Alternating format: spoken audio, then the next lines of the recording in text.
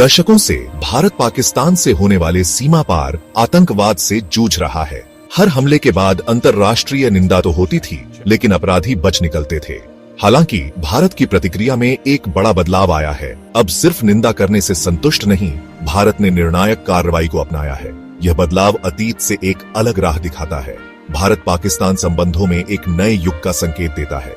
मुंबई, पठानकोट, उरी और पुलवामा के जख्म गहरे हैं।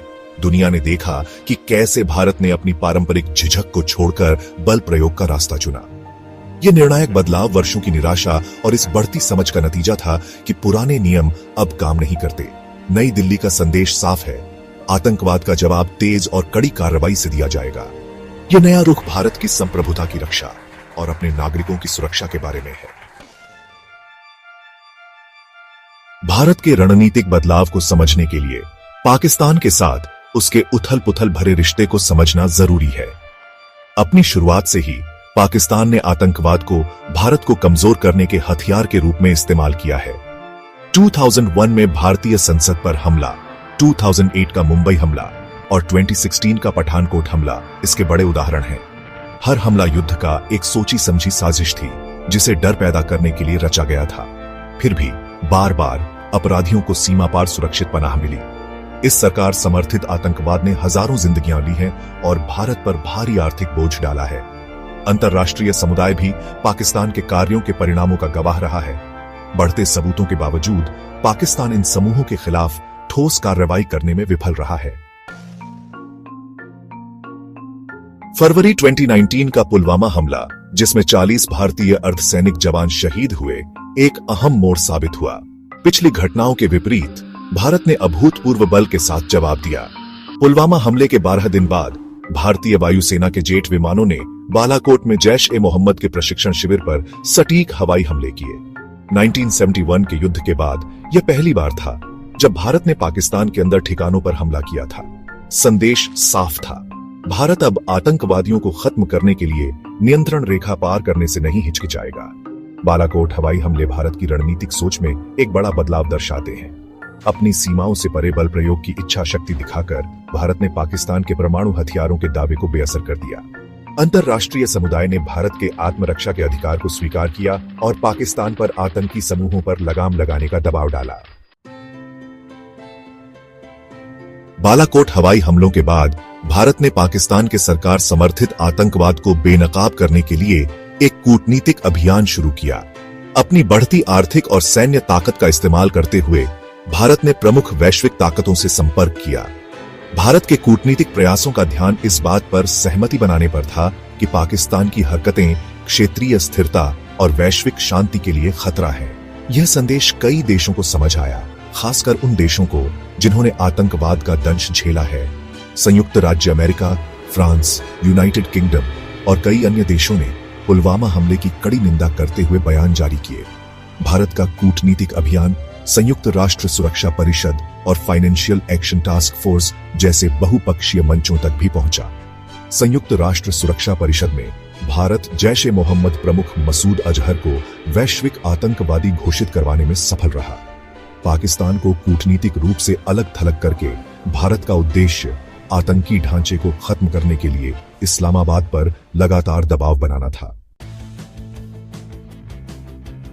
अपने कूटनीतिक अभियान के साथ भारत ने पाकिस्तान पर आर्थिक दबाव भी बनाना शुरू कर दिया।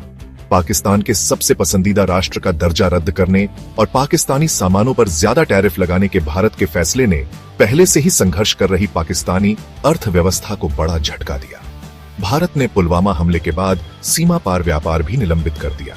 इस कदम ने आतंकवाद के समर्थन के लिए पाकिस्तान को दंडित करने के लिए व्यापार को एक हथियार के रूप में इस्तेमाल करने की भारत की इच्छा को उजागर किया। इसके अलावा भारत ने पाकिस्तान को पूरी तरह से दरकिनार करते हुए अफगानिस्तान और मध्य एशिया के साथ व्यापार के लिए वैकल्पिक मार्गों की तलाश शुरू कर दी। भारत के आर्थिक उपायों का उद्देश्य व्यवहार में बदलाव लाने के लिए पर्याप्त दर्द देना था। पाकिस्तान की आर्थिक कमजोरियों को निशाना बनाकर भारत का उद्देश्य पाकिस्तानी सरकार पर घरेलू दबाव बनाना था। इसके अलावा भारत ने अपनी आर्थिक ताकत का इस्तेमाल विदेशी निवेशकों को पाकिस्तान में अपने निवेश पर पुनर्विचार करने के लिए प्रोत्साहित करने के लिए किया। सैन्य, कूटनीतिक और आर्थिक तरीकों से पाकिस्तान को रोकने के भारत के प्रयासों के बावजूद आतंकवाद का साया इस क्षेत्र पर मंडराता रहता है। 2024 के अंत में कश्मीर के पहलगाम में एक घातक आतंकी हमले ने अस्थिर शांति को चकनाचूर कर दिया।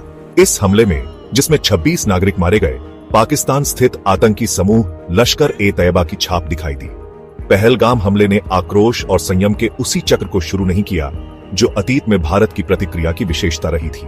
इसके बजाय भारत ने सैन्य, साइबर और गुप्त अभियानों के सावधानीपूर्वक कैलिब्रेटेड मिश्रण के साथ जवाब दिया। हमले के कुछ घंटों के भीतर भारतीय सुरक्षा बलों ने अपराधियों को पकड़ने के लिए एक बड़ा अभियान शुरू किया। खुफिया एजेंसियों ने जम्मू कश्मीर के भीतर काम कर रहे आतंकी मॉड्यूल की पहचान करने और उन्हें बेअसर करने के लिए ओवरटाइम काम किया।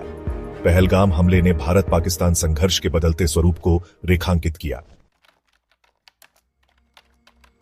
पहलगाम हमले ने भारत के सुरक्षा सिद्धांत में एक और महत्वपूर्ण बदलाव पर प्रकाश डाला, साइबर युद्ध और पहले से हमले पर बढ़ती निर्भरता।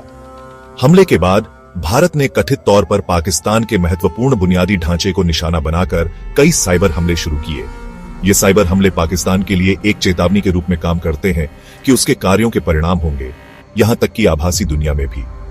साइबर युद्ध के अलावा भारत ने नियंत्रण रेखा के पार आतंकवादी लॉन्च पैड के खिलाफ अपने पहले से हमलों को भी तेज कर दिया है।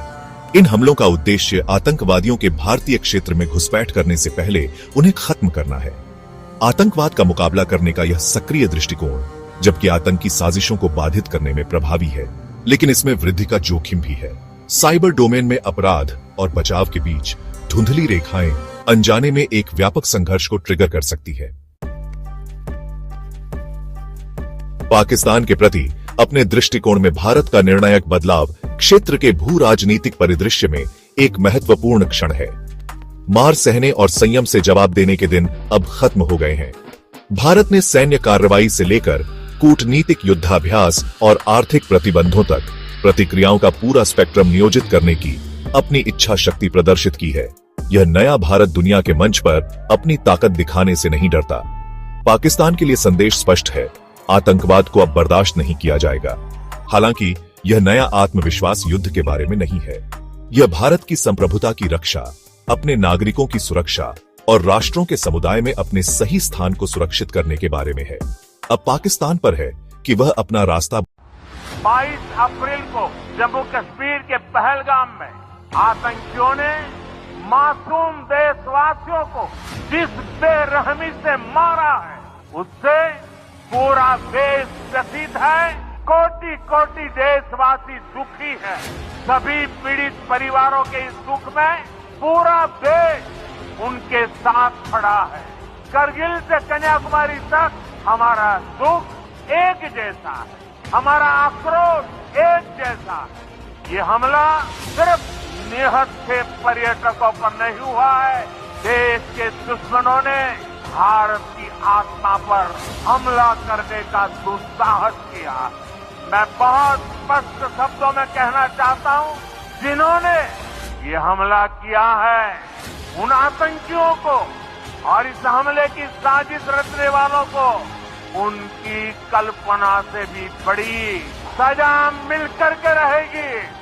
अब आतंकियों की बची खुची जमीन को भी मिट्टी में मिलाने का समय आ गया है।